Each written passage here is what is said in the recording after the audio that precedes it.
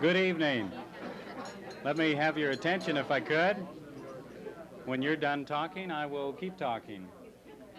But I'm not going to talk until you stop talking. Okay, now's the time. Well, good evening and welcome to a very special event of the Houston MG Car Club. How was the dinner? All right? Very good. Mine was excellent as well. Well, my name is Dwight Dawson, and I am the 26th president of the Houston MG Car Club, the 26th of record. There may have been one other there, but we are very fortunate tonight to have a number of special guests, but I'm only going to introduce a couple. First of all, I want to introduce and have recognized our founder of the Houston MG Car Club and the first president. And he is Mr. Nick Nichols, and he's on my left.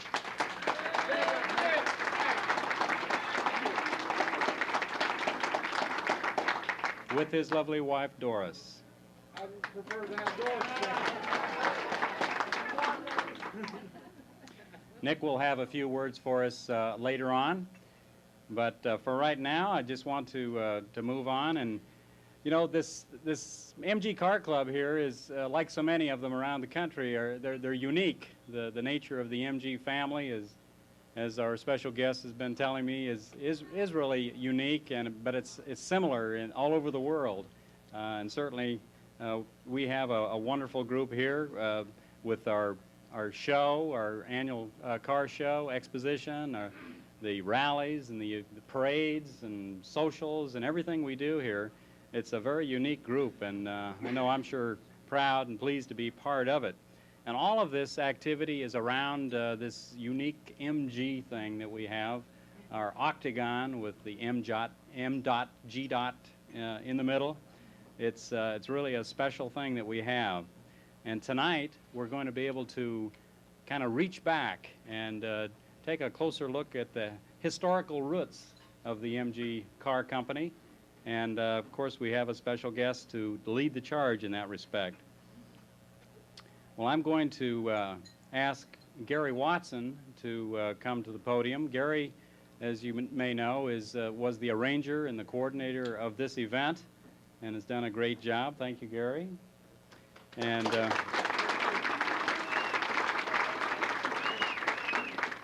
I'll mention, too, that Gary is also a past president and keeps on doing good things here for the group. So, Gary, if you would come and do the thing.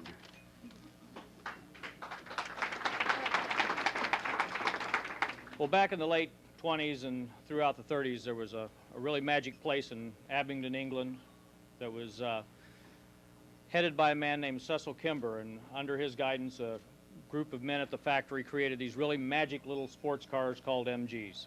And there's been many times in my life when I wished there would be some way that I could visit that time and visit that place and talk to the people there, sit down in Mr. Kimber's office and have a chat with him and maybe go down on the factory line and pick out my M-type midget that I'd love to have.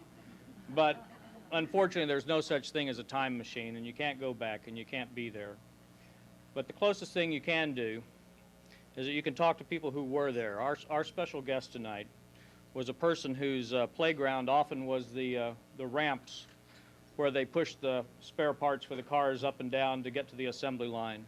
And she had playmates with names like Red Jackson and Hammy Hamilton and Cecil Cousins and Captain George Easton and all the famous names and famous people of the MG world. And she was there, and her father was the man who started all this, who gave us the MG from the very beginning and created what we all sit here and celebrate every month when we come to our meetings. And I'd like to present to you Miss Jean Kimber Cook.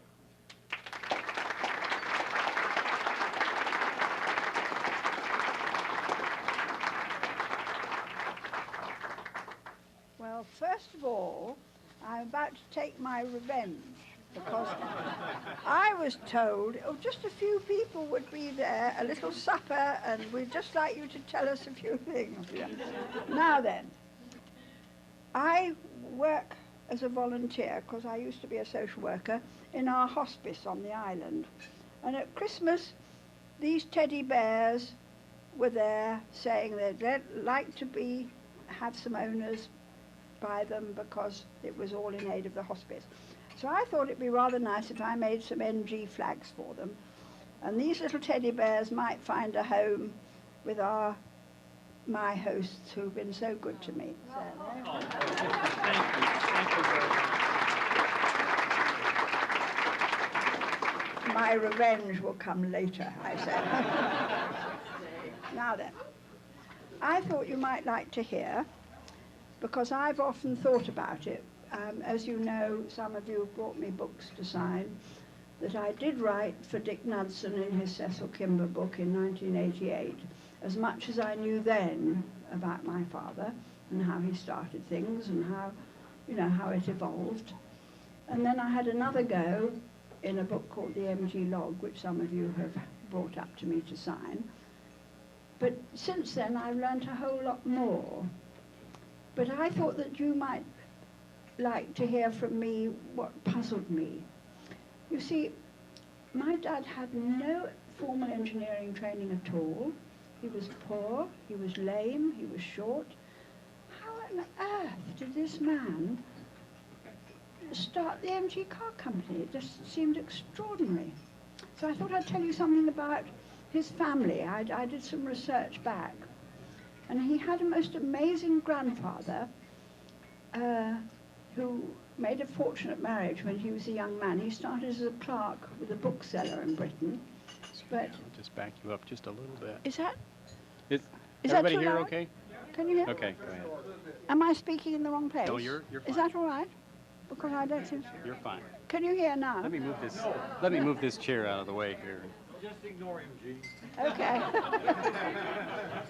Well, Grandfather Edward was a very interesting man to me because he wasn't a printer, as I understood all the Kimber family had been printers up till way back forever.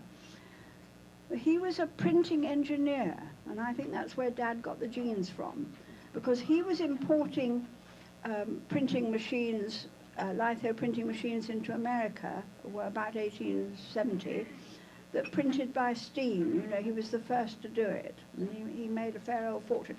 I don't quite understand why he had a license to import litho printing into China, because I understood that China had its own beautiful scribes, who did their own lovely handwriting. But apparently he had a license and he made a fortune doing that. It sounds to me a bit of skullduggery, but we'll pass over that one. Anyhow, I think that Dad, his father lived not very far from Grandfather, and I reckon that Dad was born in 1988, and he would have been in time for, the birth of the motor car, because it was invented in Germany, as you know. And I reckon that his grandfather would have shown him pictures in the newspapers and told him about cars and been interested, because he was a very remarkable man. He made another fortune.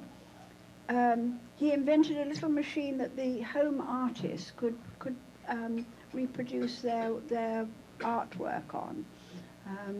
I've got a most fascinating print at home of the factory in Northampton where he manufactured this little machine for the home artists that he could sort of make Christmas cards or calendars or print programs on. I think he made a fortune out of it, But apparently he had untrustworthy relatives who seemed to have gambled the fortune away, because when my son came to research into our family history, he said, "Mum, they had such a lot of money, where's it all gone to?" Because by the time we got to Dad, now, Dad's father, Henry, managed a printing factory for his father, and when his father died, he and his brother Walter went up to Manchester and started a printing firm there. So Dad, although he was born in London, grew up in the north of England, and he went to school locally there.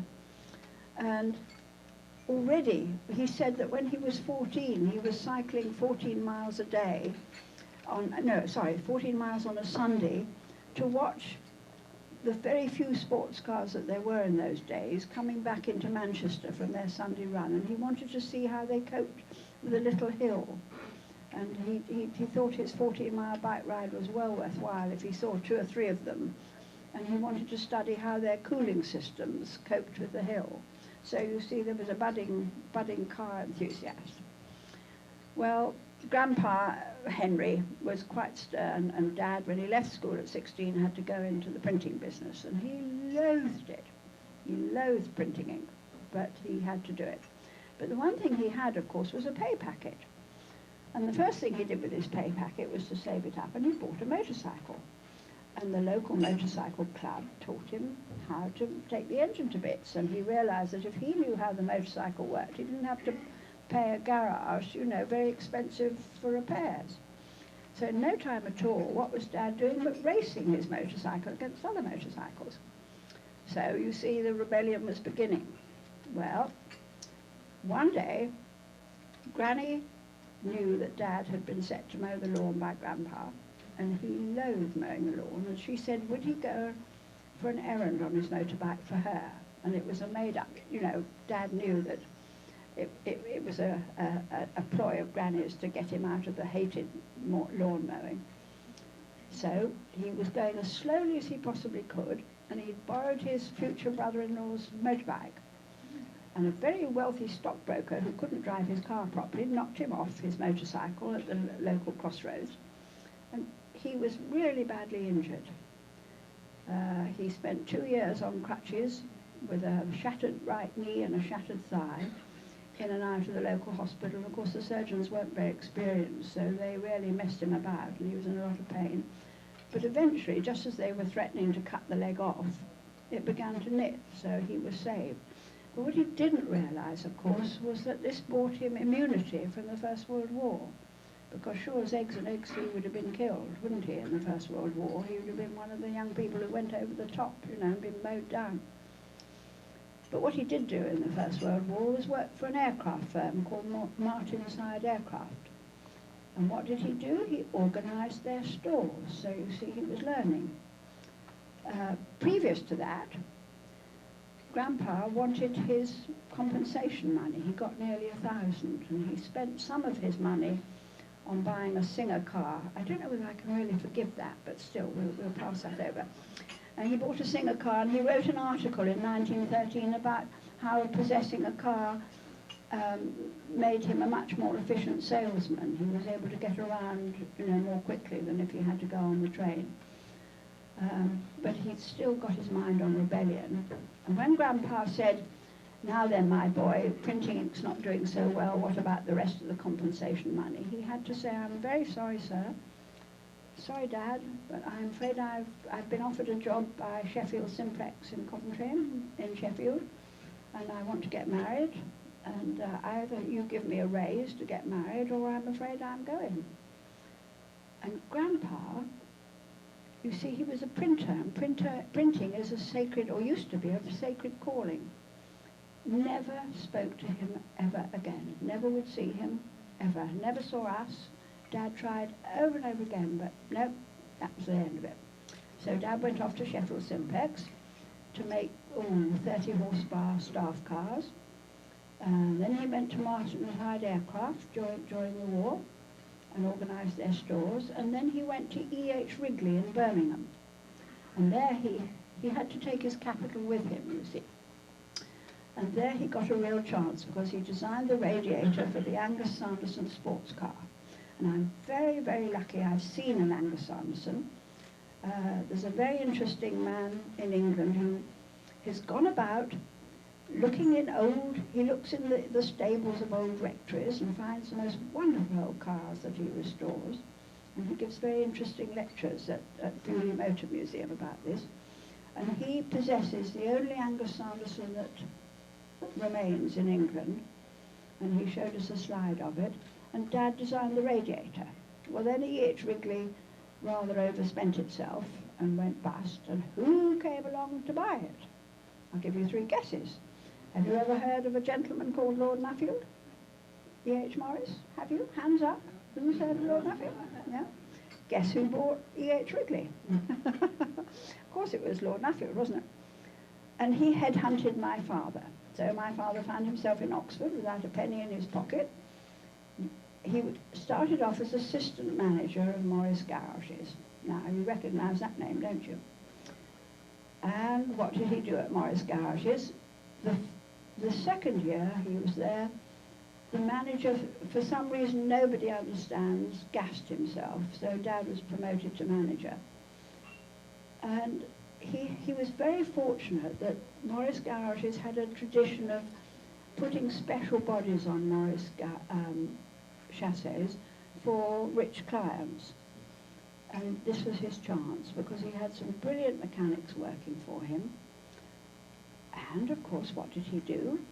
But begin to develop not just a one-off car, but he produced a range of cars. And they were popular and they sold. And Lord Nuffield pricked up his ears, because anybody who made money for him, you know, was in his favour. So gradually, through the 20s. And what Dad did on the side was to take his cars into competition. I've only just learnt this because the early MG Society have been looking at the Brooklands records. And if any of you are interested, I've got a whole list of all the early MG owners went to Brooklands, and they took part in speed trials and speed tests. And they got a lot of gold medals in the various famous trials that were run. Well, you all probably know that Dad and his friend won a gold medal in 1923 in a very early MG, and then Dad built old number 1. Gary, would you have a slide of old number 1? There you are. Now, there's terrible argument in the MG world about whether this is the first MG. Now, Wilson McComb, the MG historian, says no, they were producing MGs with the MG octagon on them in 1924. And Dick Knudsen, you probably all you know who he is, always insists that this is the first MG. And I think I agree with Dick Knudsen, because I think this is the first time Dad got near his dream. I think he was motivated by a terrific dream. Now, I must tell you that I think part of his success, we've recently found a wonderful old man called John Brown, who worked for Dad for nothing in the early days, because the other boys at night school told him that they all helped Mr. Kimber build his new car because it was such fun and he made it so exciting. So I think that was his secret, that he had a terrific enthusiasm and he made things exciting and interesting. And so people came to work for him to begin with for nothing, and then, you know, if they were any good, he kept them on and paid them. And this is how MGs was born, out of enthusiasm and excitement. And don't you think that you've got some of it in your cars to this very day? It's enthusiasm, and you've all got it too, or you wouldn't be here tonight, would you? Well, I have done 55 miles in that car in Holland, and I can tell you I was shaken to pieces. She has got no windscreen, no springs, nothing to hold on to, and we were over a little narrow rutted road above the river Mars, and I looked down one side on the river Mars and down the other side into somebody's rose garden, and I think, which is the worst fate to fall into? But I wouldn't have said a word. You know, the young driver seemed to know what he was doing, and we had a wonderful time. And when we came back along the motorway, we did 56 miles an hour in her. That's not bad for an old lady like that, is it? And he said it was frightfully good for her because it was blowing out the pores. Well, you know, you know more about that than me. Anyway, now Dad had got the bit between his teeth, and I have a wonderful friend in Cowes, aged 90, who remembers his father buying him an MG from Dad in 1926. And he took it up to the factory, and Dad sent him round on the test track, and I even know the name of the man who was the test track manager who took him out, and he said he took 1.5 pounds of rubber off his tyres, so he rather gave up the idea of racing.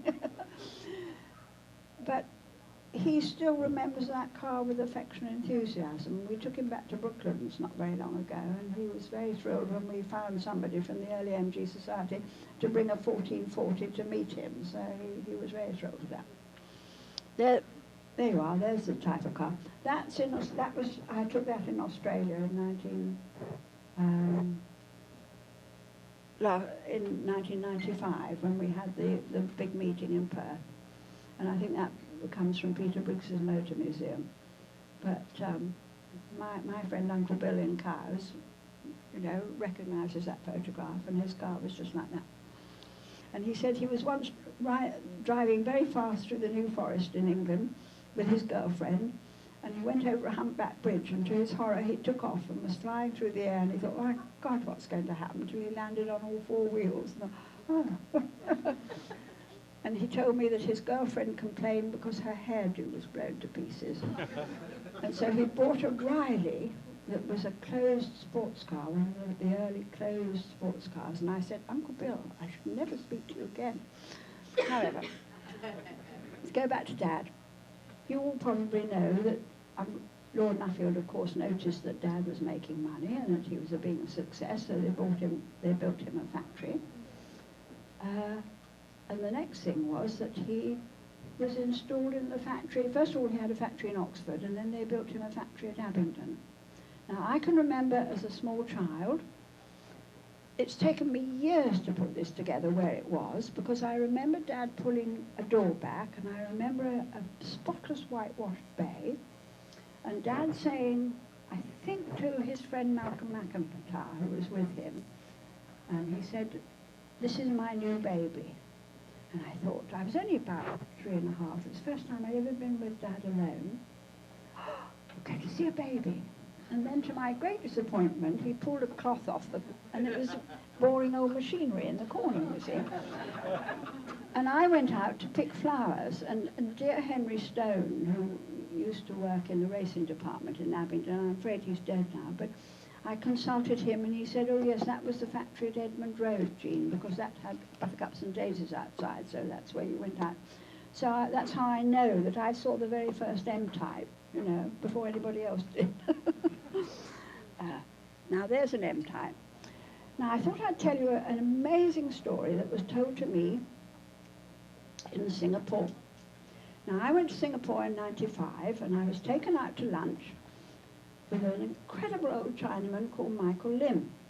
And he was 82, but his mind was as clear as a bell, and he told me that he was sent to London by his very wealthy father, who was a rubber planter in Singapore, and he was supposed to be studying law. And he was very bored by studying law, and I think he was only 17 or 18. And he was strolling down Piccadilly, which some of you probably have strolled down yourselves in your time in London. And he looked in the windows of University Motors that used to be there at that time, and what should he see but a racing midget, well, an M-type set up for racing, and fell in love and went in, and who should he meet there acting as a salesman was Hammy Hamilton, the famous MG racing driver. Whom I have to tell you, when I was 7, I asked him if he'd wait for me because I wished to marry him when I was grown up. Oh, I adored him. He was lovely. Anyway, Hammy very naughtily encouraged this wayward student of law, sent him down to Abingdon to talk to my father. And the next thing that happened was that Michael Lim, age 17, buys an M-type. And Dad explained to him how to hire a pit at Brooklands, which he did, but he said he was too shy to hire a mechanic. So he did all the work for setting up an M-type for racing himself, which was really very praiseworthy. But he'd owned cars in Singapore, and he knew what he was doing. And he was very thrilled to meet me, and I was very thrilled to meet him, because, of course, as a child, I stood on the Iron Bridge at Brooklands, and I saw him racing.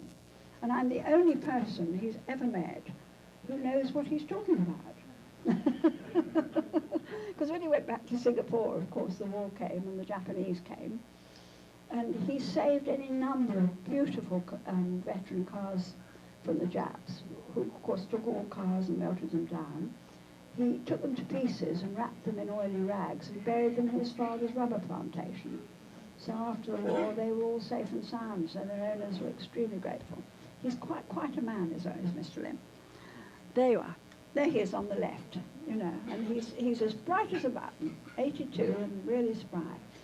He told me a lovely story that he fell in love with the maid in his lodgings. She was a German, and he went down on one knee and begged her to be his wife. And she said, "You are a very bad young man. I am engaged to my Fritz in Germany, and I go home to marry him soon when I have enough money. You are a very bad young man. You are not going to be a good lawyer. You are not interested in your studies. You must write to your father and asked to be a motor engineer. That would be much better for you. And he was so upset at being rejected that he leapt into his M-Type and drove all the way up to Edinburgh. Well, I don't know how many of you have been to England and know how far it is in an M-Type from London to Edinburgh. But in those days, it was a very, very long way, because of course the old A1 was an old type of road and not a motorway like you have now. And when he got there at 4 o'clock in the morning, he banged on the door of his cousin's lodgings, who was studying medicine, and his cousin was furious with him. "You are a very stupid young man. What are you doing here? Go back at once to London. I don't want to know you." And he didn't know what else to do, so he got in his M-Type and drove all the way back to London. So then he wrote to his father, and his father sent him to Henley Motoring College, Mechanical Engineering College. So I really do think it was a good thing, don't you? Because I think he would have been a very bad lawyer. Well, now we're getting to the time when, the great time. Now, when I was a little girl, I used to have the most wonderful time. The MG factory, one thing that Dad might not have been an engineer, but he knew about organising a factory. And the inside of MG's was spotless. The walls were whitewashed.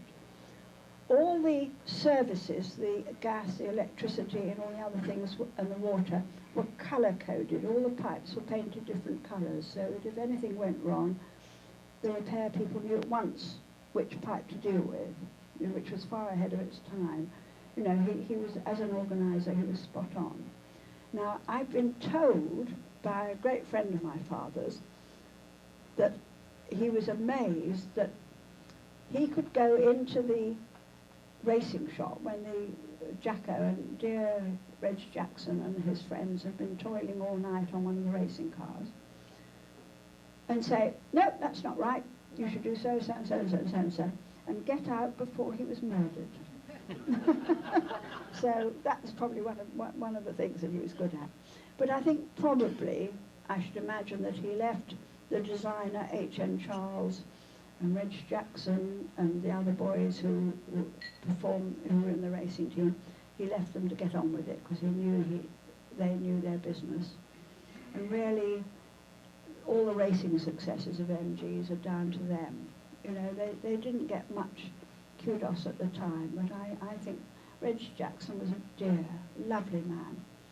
And once when I was a little girl, I was at Brooklands with Dad, and he was called away because Whitney Straight, the American driver, was very angry because his K3 had broken down and it was towed away to what was called the dead car park.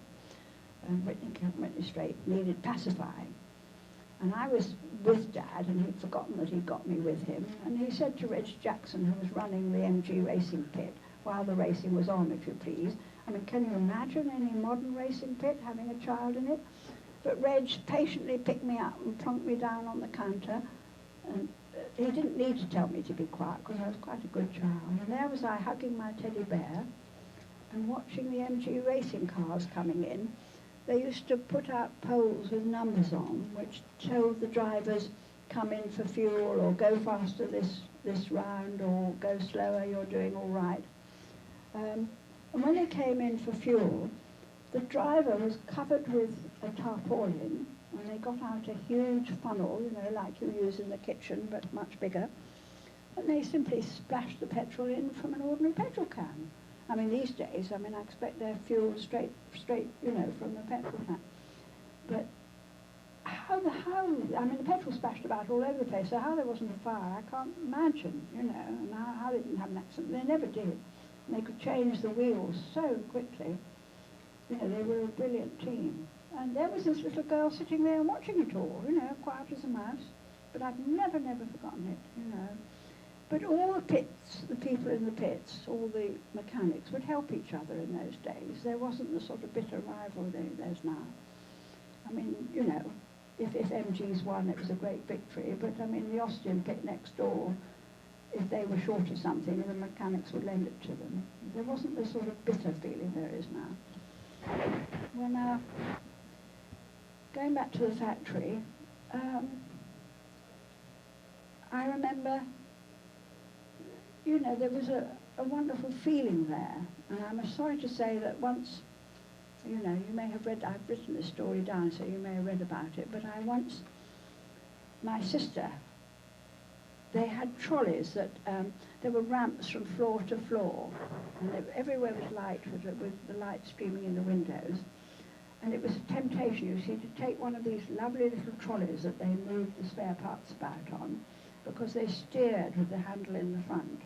And my naughty sister lured me into climbing on the back, and she started, and we went down from ramp to ramp to ramp to ramp. And that was fine, you see, until we got to the final long ramp, which went down to the great doors of the factory, and what should be turning into the factory but one of the big vans.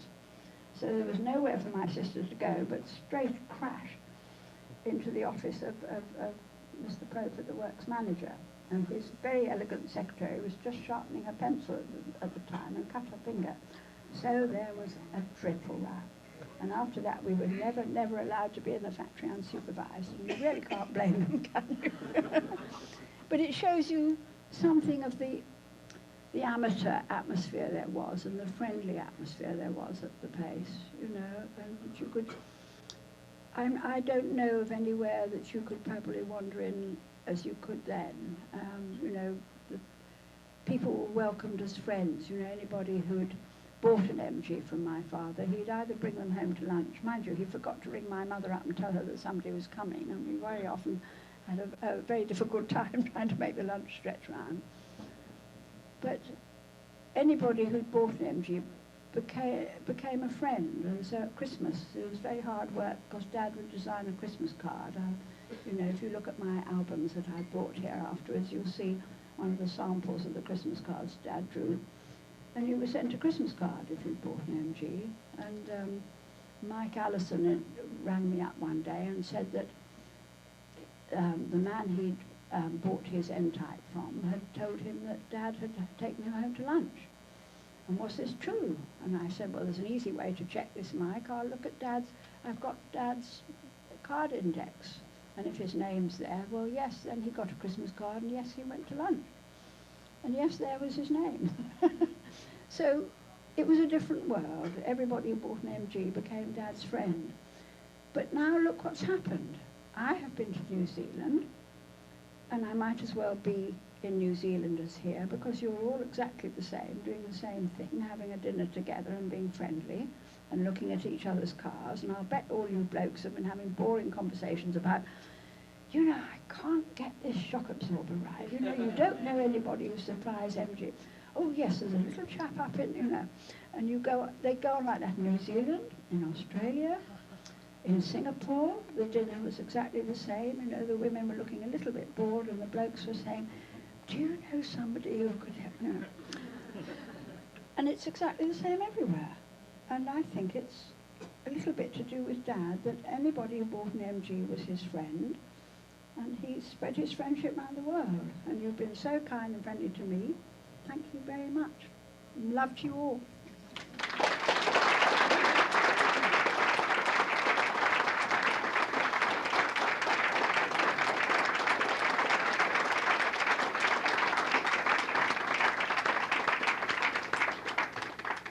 Well, thank you very much, Jean, for just a marvelous look back at the origins of of the MG Car Company, our company.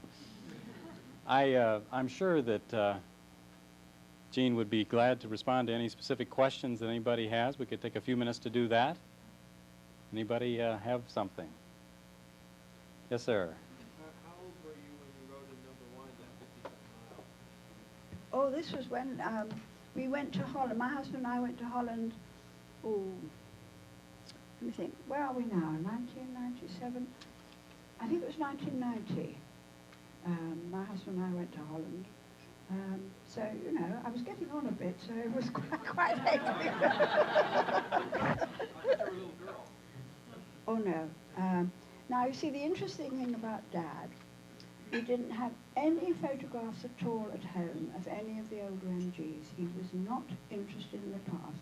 When he finished with old #1, she was sold, and she was found on a scrapyard in Coventry, was it? I think? That sounds right. Yes, I think she was found in Coventry by an MG employee, just by chance, and brought back to the factory and made a fuss on. Dad wasn't interested. That was the past. He was only interested in the car of the future. Now, we had a most interesting time. Gary, do you think would you like to see when we were in New Zealand, we were taken to see a wonderful man called Ted Hughes, and he's restoring an R-type for a museum in North Island, New Zealand. A wonderful old chap called Mr. Southwood, who's 93, has got this museum. They've got a wonderful range of cars there. And apparently I was the trump card to get us in to see it, because I'd got Dad's photographs. You know, Ted allowed us to go, because normally he doesn't want to be interrupted. There we are. Isn't she beautiful? He's doing the most beautiful panel beating work on her. Now, I think there are only about 9 R-types left in the world. Sid Beer's got 3 of them. I'm going to put Pip Bucknell's R-type up here. Yes, there's one in Australia owned by Pip Bucknell that my host over Christmas, Brian Dart, restored. Isn't that beautiful? Now, the first time I saw an R-type was Sid Beer brought one to the Regency run, which was from London to Brighton. And Sid Beer has written a letter, whom I was just shown this evening, and Sid remembered that I had tears in my eyes when I saw it, because I had never seen an R-type. You know, this was the car that they made Dad stop making racing cars and build family saloons. But he liked his saloons, and I don't know if anybody owns an MG saloon. Does anybody here own a VA or an SA? Show it. Perhaps we could put it up. That's an SA.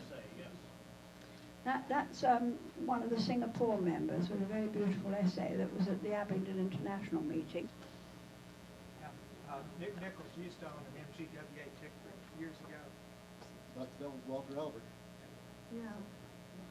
You have to name them. There are several in New Zealand, and they like them very much. I was amazed that Dad wasn't more upset about having to stop building racing cars. They stopped him in Lord Nuffield sort of looked at the books, and the R-type cost so much money to develop. It had independent suspension. It was far ahead of its time. And Lord Nuffield looked at the books and said, no, this won't do. Family saloons are the thing to build. And they made him start building. And Dad, surprisingly, wasn't upset. What he did do is went away and bought a cruising yacht. That's when we started sailing seriously. But he also built saloons. You see, that's one in New Zealand. That's John Hancock's, which I had a ride in in '95 when I went there. I think he was getting older, and his leg ached when it rained. And he used to do a long trek to Germany and Holland and Switzerland to visit MG agents every spring. He and the editor of Autocar and his very old friend Russell Cheeseman used to sneak off together and have a marvellous bachelor week, you know, on the continent. And it was very nice to go to a comfortable saloon with a heater. You know, I mean, all this hood down motoring, you know, had lost its appeal. And I did a tremendous amount of motoring in these cars, but there are people who say, they're not an MG. What are you talking about? You know, and they think that the hood down midget is the only MG that there is. Well, it's a point of view, isn't it? But this is what Lord Nuffield made it make. And he spent hours. Winifred, our housekeeper, told me that he used to show her. He used to bring the drawings home and work on them to get the lines just right. And I was telling the New Zealanders about this, and I said, Dad used to fiddle about with the lines at home. And one of the New Zealanders corrected me, and he said, Jean, you mean he refined them? And I said, all right, he refined them. But I bet you on my bottom dollar that when the drawing office got all his corrections back, they said, oh my God, CK has been fiddling about with our work again. I think she's a lovely car. And Goldie Gardner, one thing Dad was allowed to do in the late 30s was he built Goldie Gardner a record car that was I brought the photographs. If any of you are especially interested, you know, they're very precious because I've got Dad's original photo album of the car and you know, the run in Germany. It was on he went to Germany to the German Autobahn, and Goldie Gardner, he took the record in 38, but the timing apparatus, they couldn't believe that a small car would do such a terrific speed. So he went back in 1939, just before the war. Oh, good. Now, John Thornley says that's the ancestor of the MGA and the MGB, and as Sid Enever was in the team that worked on this car, you can see the parentage, can't you? It was very, very interesting. I was at the new museum near Banbury, and Sterling Moss was there, and they made him go and sit in his record car, the one that took the record in America. And I saw him looking very white when they shut the lid down on him, so I made them open the lid again. And he said, "Oh, I can't stand this, look at this." And I said, "I know just how you feel, Sterling, because when this car came back to the factory, Jacko put me inside it and shut the lid down, and it's a metal tomb. There's no way you can open it from the inside." And those men who did those records were as brave as lions, because if they crashed, there was no hope for them. You couldn't turn the car under 2 miles, and you had a very, you know, Sterling Moss said he'd got a very tiny tachometer in front of him, and then he had to watch and see there wasn't any obstruction on the sand. He loathed it. He had no control.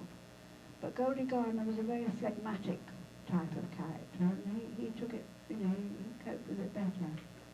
Because they had to do the record again in 1939, and they did it on an Autobahn in East Germany, and 2 German officers were very friendly and helpful, and the whole army of privates sort of helped clear the road and everything.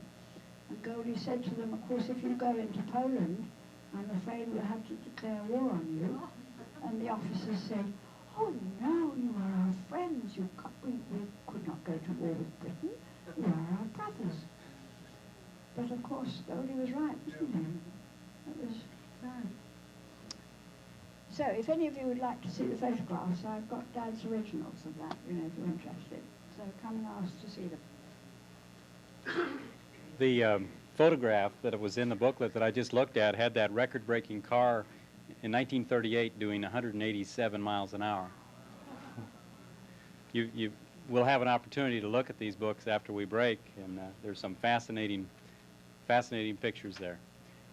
Another question? Well, I was just going to say, I read in a book at home, and a couple of years later, they broke 202 miles an hour in one of those cars. Maybe in 1939, huh? They certainly set the record for the G and the H records, because they bored it out overnight. They took 2 records. But you see, that was Jacko, Reggie Jackson's brilliance. You see, what are you to say about these cars? Who was it, the driver and the designer, or was it these brilliant mechanics who worked every night and all night to get the cars ready for the next day? You know, I think that the mechanics haven't been given, you know, enough praise for what they did. They were really incredible. Lee? Jean, was your husband dedicated to the MGs, or was he involved with the organization, Mr. Cook? My first husband was in music, so after the war we had a hilarious episode. We went to a neighbouring town. We lived near Southampton, on the south coast of England, and we went out to a neighbouring town because I'd got a book token for Christmas, and we went to a bookshop, and the bookseller looked out the window and said, "Oh, you've got an Austin 7. Would you swap it for an MG?"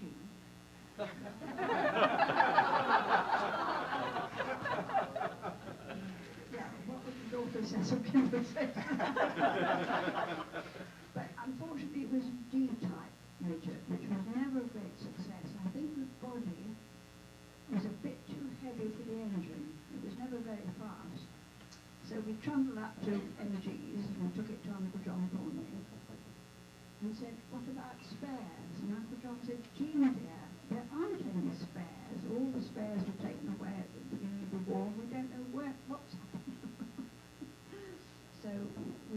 it on there. And we got a 1932 museum.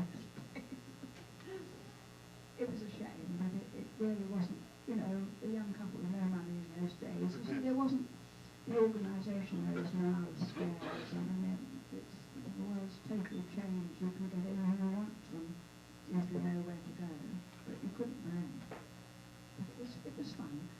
When we couldn't start it, we lived in this little cottage, you know, in this little sailing village on the Severn, and we'd run it down as far as the river. And if it still wouldn't start, we'd then go into the bugle pub and turn everybody out to push it up the hill again. Oh, not again. Any more questions?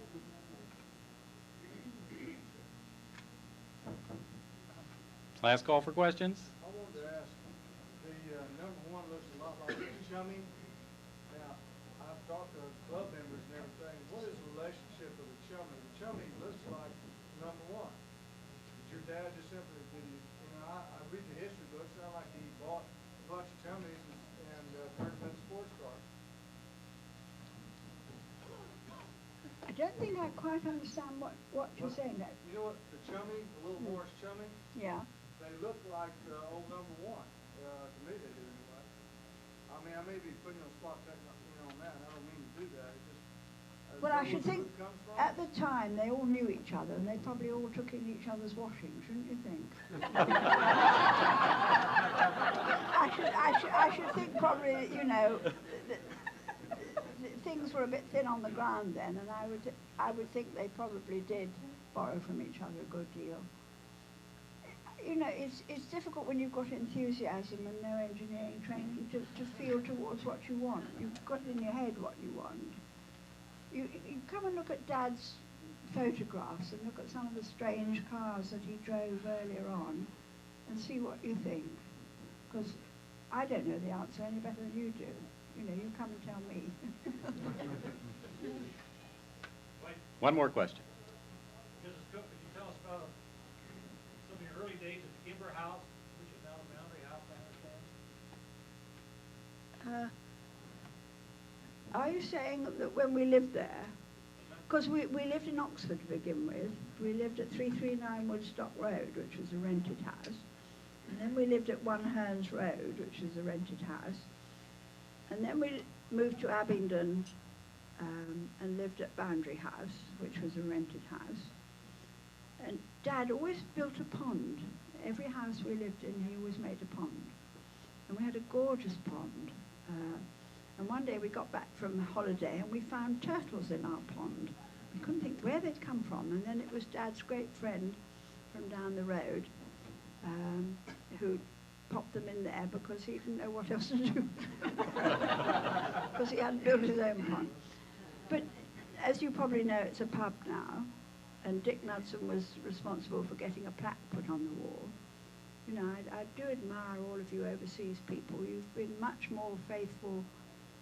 It's very interesting that in Britain, Dad's reputation isn't as high with the British MG people as it is with you.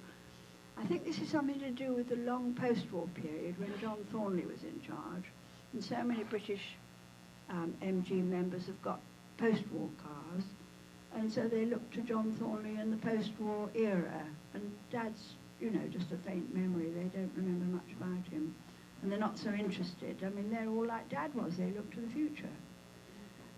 I'm very sorry that you haven't seen the F-Type here. I have to tell you a little story about that. I was rung up by a journalist who said, Jean, how would you like to go to Paris in the new F-Type and have lunch? And yes, I said. Two can play at this sort of game, you see. That'd be lovely, I said, thinking you won't get away with that, your editor won't pay for that. And the next time he rang up, it got boiled down to, could you come across to Portsmouth and meet me and we'll go to Bewley Motor Museum?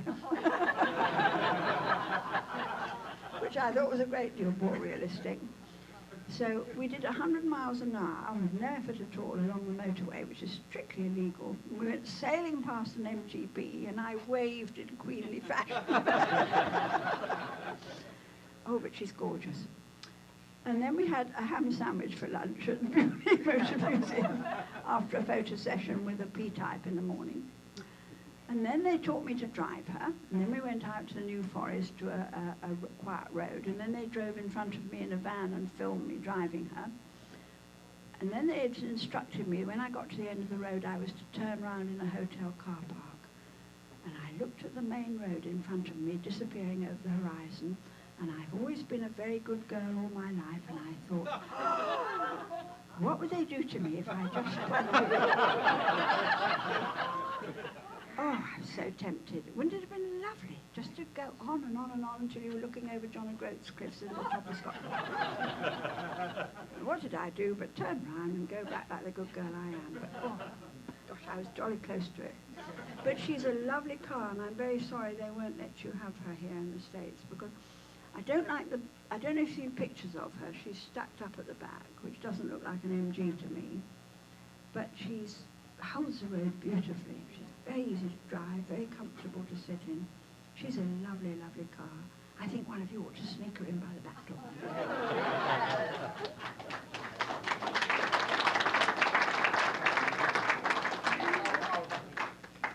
Well, thank you very much, Jean. And as I've said before, if you stay around, welcome to look at the albums and talk with Jean. She'll be here for a while. And Jean, you've brought so much to us here in Houston, Texas. There's not a chance that you're going to leave without something from us. And Nick Nichols has something he wants to present to you at this time. Welcome to Texas, y'all.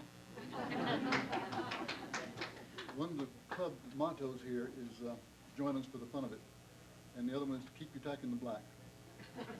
We feel that you've been keeping your tack in the black. We want to make you an honorary member of the Houston MG Car Club. And this is proof positive.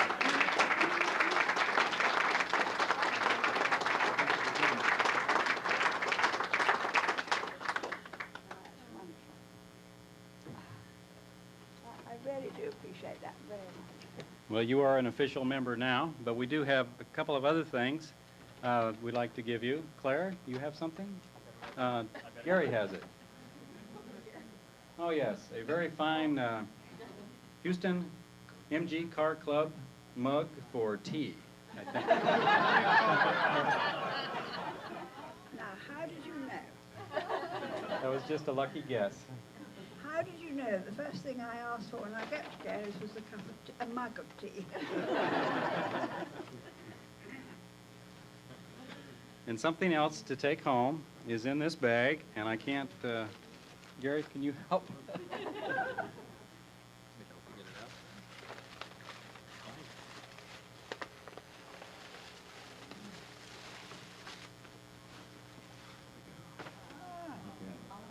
We're very pleased to present that to you as a memory of Houston, Texas, and the Houston MG Car Club. Oh, gracious. Now, who is ragging me about this? Oh, that's lovely. I shall treasure that. I shall be... I'll just read it to the people. It says, presented to Jean Kimber Cook by the Houston MG Car Club, January 25, 1997. And that is a Texas hat.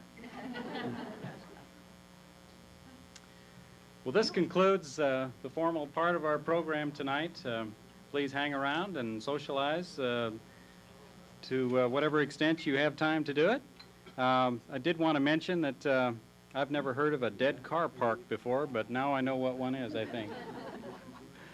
Peter Franklin will be at the President's Social on February 23, and we can continue this discussion about the historical features of the MG Car Company.